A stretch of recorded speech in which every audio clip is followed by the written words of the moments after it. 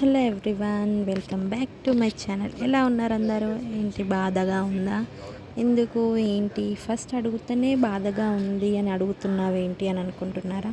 అదే అండి, వినాయక నిమజ్జనం అయిపోయింది కదా. నాకైతే చాలా బాధ ఇచ్చింది. ఎందుకంటే వినాయకుడు ఉన్న 11 days చాలా ఎంజాయ్ చేసి దేవుణ్ణి కొలుస్తూ ఎన్నో పూజలు చేశాము. అందరూ ఒక దగ్గర చేరి వెరైటీస్ ఆఫ్ ఫుడ్, ప్రసాదాలు అన్నీ మిస్ అవ్వాలి. ఎంత కష్టపడ్డామో అంత దేవుని దగ్గర ఉండి ఎంత ఎంజాయ్ చేసామో. మళ్ళా అవి వేడుక కోసం 1 year చూడాలి. ఎప్పుడు మళ్ళీ 1 year దాకా వెయిట్ చేయాలి కదా. సరేలేండి, మా బిల్డింగ్లో వినాయక నిమజ్జనం ఎలా చేశారో చెప్తాను చూడండి. వీడియోలో చూస్తున్నారుగా, ఫస్ట్ వాళ్ళు వినాయకునికి హారతులు ఇచ్చి వినాయకుని తీసుకెళ్లారు. అండ్ చూడొచ్చు మీరు, వినాయకుని తీసుకెళ్ళడం మళ్ళీ క్రాకర్స్తో స్టార్ట్ చేశారు. క్రాకర్స్తో వాళ్ళు ఫస్ట్ వాళ్ళ హడావిని స్టార్ట్ చేసి, అండ్ బ్యాండ్ బాజాలు ఉండాలి కదా.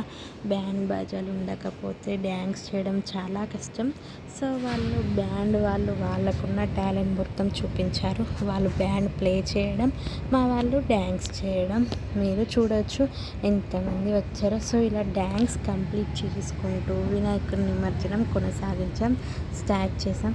ఊగుతూనే ఉన్నారు, డ్యాన్స్ చేస్తూనే ఉన్నారు. అసలు 1.5 hour డ్యాన్స్ ఒక్కటే దగ్గర నిల్చొని చేస్తూనే ఉన్నారు.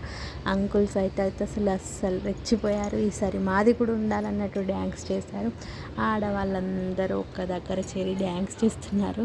వాళ్ళ బతుకమ్మ స్టైల్లో డ్యాన్స్ చేశారు, కొంతమంది గర్భ స్టైల్లో డ్యాన్స్ చేశారు, మరికొందరు వాళ్ళ పిల్లలు వాళ్ళతో ఎత్తుకొని వాళ్ళతో డ్యాన్స్ చేశారు. ఇంకొంతమంది యూత్స్ ఉంటారు కదా, డీజే స్టైల్లో డ్యాన్స్ చేశారు. వాళ్ళ టపాకాలు హడావిడి అబ్బబ్బబ్బో చూడాల్సిందే. ఈ వీడియోలో చూస్తున్నట్టు ఒక్కొక్కరు ఒక్కొక్క స్టైల్లో డ్యాన్స్ చేశారు. అసలు తగ్గేదే లేదా అన్నట్టు చేస్తూనే ఉన్నారు. అండ్ ఇంకోటి ఏంటంటే కష్టపడ్డారు కదా. సో ఇంత డ్యాన్స్ చేసి లాస్ట్లో ఏం చేశారో తెలుసా? ఫుడ్ పెట్టారు. పులావో పెట్టారు, పన్నీర్ పులావో తినేసారు.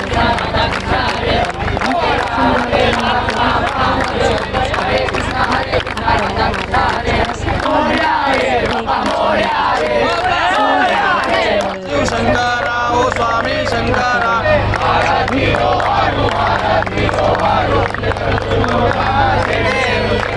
देवी नेवत्या सागर मंथन पै गेले, त्या माझी अवचित हळहळ सापडले. అలా హారతి కంప్లీట్ అయిపోయిన తర్వాత వినాయకుని తీసుకెళ్లారు.